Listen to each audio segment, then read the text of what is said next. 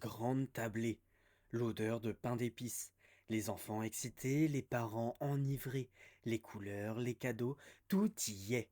Et comme chaque année, les mêmes films bercent les débats ennuyants des grands et émerveillent les enfants. Un sort du lot, une famille, une maison hyperactive, un oubli qui changera l'allure de Noël à jamais. Pourquoi est-ce que c'est que le spécial Noël? Et aujourd'hui, on s'attaque à Maman, j'ai raté l'avion. La famille McAllister se prépare à passer Noël à Paris. Père, mère, tante, oncle, cousin, cousine, tous se réunissent autour d'un grand repas avant le grand départ.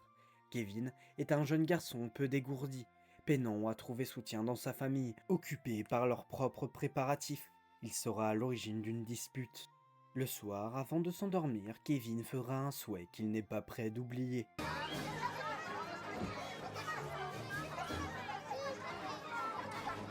Le matin, en se réveillant, Kevin constate que sa famille est partie sans lui, et le jeune garçon se retrouve seul dans la maison familiale en plein Chicago. Si au début il profite de sa liberté en toute innocence, mange des cochonneries, regarde la télévision, Kevin découvrira que vivre seul est rempli de tristesse, de nostalgie et de danger.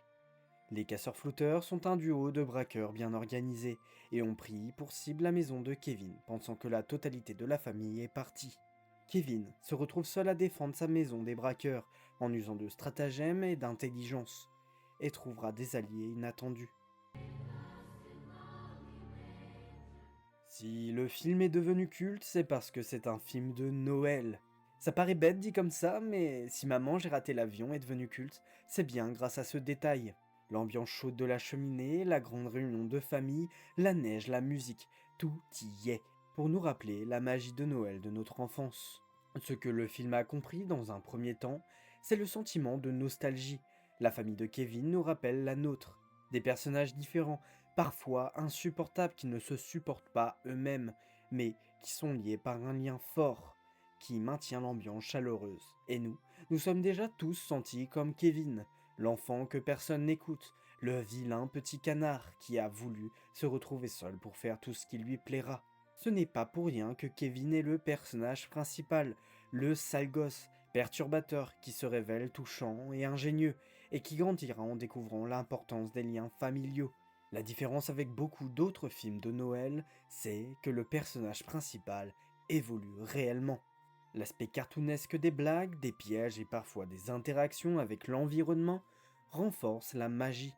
Si les gags avaient été vraisemblables, nous aurions perdu quelque chose de fort, et si les gags avaient été réalistes, le film aurait basculé dans l'horreur froide. Mais l'aspect cartoonesque des cascades, les méchants qui se relèvent toujours, non, sans quelques petits souvenirs corporels, nous font penser à un sketch de Tex Avery. Les éléments sont exagérés, amplifiés, magnifiés par la narration, comme si l'histoire nous était racontée dans les yeux d'un enfant.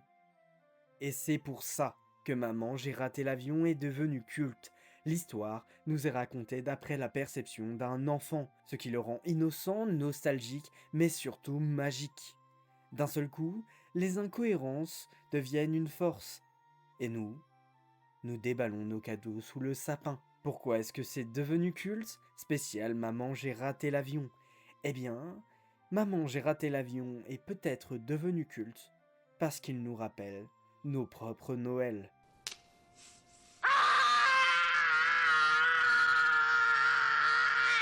C'est la fin de cette vidéo, mais tu peux encore la liker, la commenter, la partager. Et si t'as vraiment adoré, tu peux aussi t'abonner. Sur ce, c'était le Farfadet, merci d'avoir regardé.